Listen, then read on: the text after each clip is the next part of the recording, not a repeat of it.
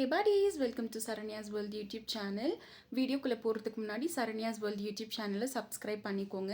பக்கத்தில் இருக்க பெல் ஐக்கனை கிளிக் பண்ணிக்கோங்க. அப்போ தான் நான் போடுற வீடியோஸ் வந்து ரெகுலராக நோட்டிஃபிகேஷனாக வரும். ஆக்சுவலி இன்றைக்கி என்ன வீடியோ பார்க்க போகிறேன்னா, எண்ணெய் கத்திரிக்காய் செய்வது எப்படின்ற வீடியோ தான் பார்க்க போகிறீங்க. நிறைய டைப்ஸ் ஆஃப் எண்ணெய் கத்திரிக்காய் இருக்குங்க. ஒருத்தவங்க ஒரு மாதிரி செய்வாங்க. ஆனால் இதுதான் என்னோட வே ஆஃப் குக்கிங் எண்ணெய் கத்திரிக்காய். வாங்க வீடியோக்குள்ளே போகலாம். இப்போ வந்து ஜாரில் ஒரு 4 பட்டை, ஒரு 3 லவங்கம், மிளகு கொஞ்சம், சீரகம் கொஞ்சம், அதுக்கப்புறம் வெங்காயம் கட் பண்ணி வச்சுருக்கேன். ஒரு பெரிய வெங்காயம் போட்டிருக்கேங்க நான்.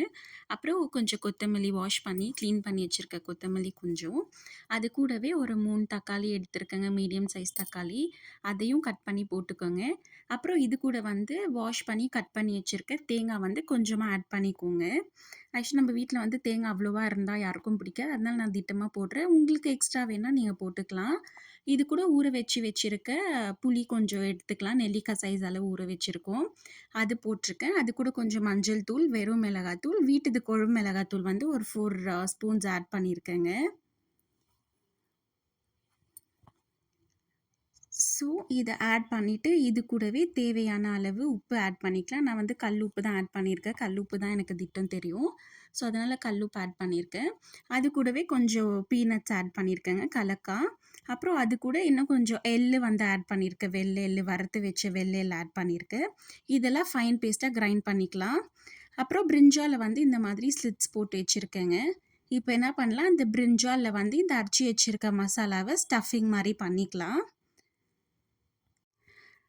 இப்போது ஒரு பிரிஞ்சாலாக எடுத்து அந்த மாதிரி ஸ்டஃபிங் பண்ணி ஒரு பிளேட்டில் வந்து செட் பண்ணிடலாம். பார்க்குறீங்களே, இதே மாதிரி பண்ணுங்கங்க. உள்ளே வந்துட்டு மசாலா ஸ்டஃப் பண்ணிவிட்டு வச்சிடணும் நம்ம. அதுக்கப்புறம் என்ன பண்ணலாம், ஸ்டவ் பற்ற வச்சு கடாய் வச்சுட்டு எண்ணெய் ஊற்றிக்கலாம். கடாய் காஞ்ச உடனே எண்ணெய் ஊற்றிக்கலாம்.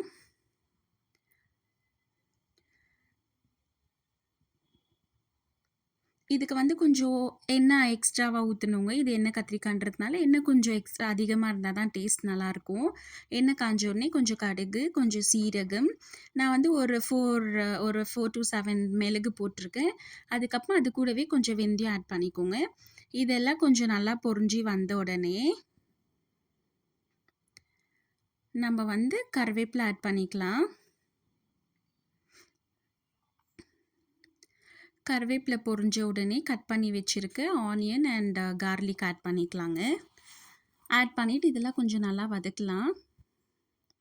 இது வந்து ரொம்ப டார்க் ப்ரௌன் ஆகணுன்ட்டுலாம் இல்லைங்க. கொஞ்சம் டிரான்ஸ்பரண்ட்டாக ஆனால் போதும், கலர் சேஞ்ச் ஆனாலே போதும்.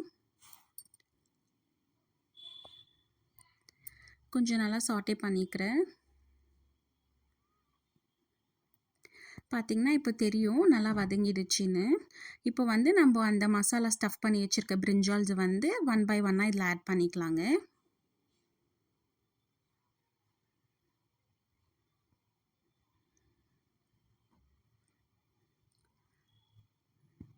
ஆட் பண்ணிவிட்டு ஜஸ்ட் சும்மா லைட்டாக மிக்ஸ் பண்ணி விட்டுடலாம்.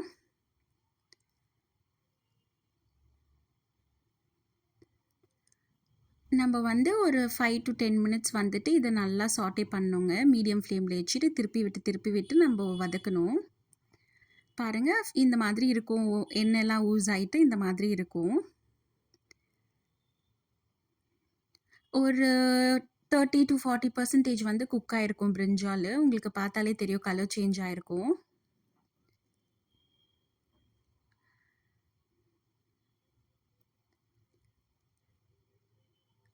இப்போ பார்த்தீங்கன்னா இது கொஞ்சம் ஓரளவுக்கு குக் ஆன உடனே நம்ம அரைச்சி வச்சுருக்க பேஸ்ட்டை எடுத்து நம்ம ஆட் பண்ணிக்கலாங்க.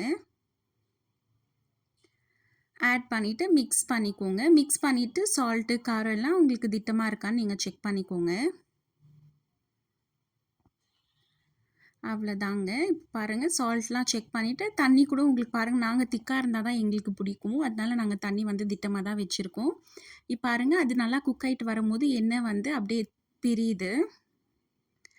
ஸோ இந்த மாதிரி மீடியம் ஃப்ளேமில் வந்துட்டு நம்ம மூடி போட்டு ஒரு 15 மினிட்ஸ் அந்த மாதிரி குக் பண்ணிங்கன்னா இது தாங்க பிரிஞ்சால் கறியோட அவுட்புட்.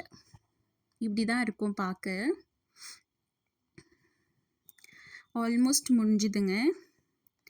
பாருங்கள், கத்திரிக்காயும் குக் ஆகிடுச்சு. ஸோ, இப்போ வந்துட்டு சாப்பிடுற டைமு. ஒயிட் ரைஸ் கொஞ்சம் போட்டுன்னு, அது கூட கொஞ்சம் எண்ணெய் கத்திரிக்காய், பிரிஞ்சால் லைட்டா அதில பிச்சு வச்சுன்னு, அது கூட வந்து பொரிச்சு வச்சிருக்க அப்பளத்த லைட்டா தூள் பண்ணி, ரைஸ்ல மிக்ஸ் பண்ணி சாப்பிட்டு பாருங்களேன். ரொம்ப நல்லா இருக்குங்க. மஸ்ட் ட்ரை ரெசிபின்னு சொல்லலாம் இது. நீங்க ட்ரை பண்ணிட்டு எப்படி இருக்குன்னு கமெண்ட் பண்ணுங்க. Thank you.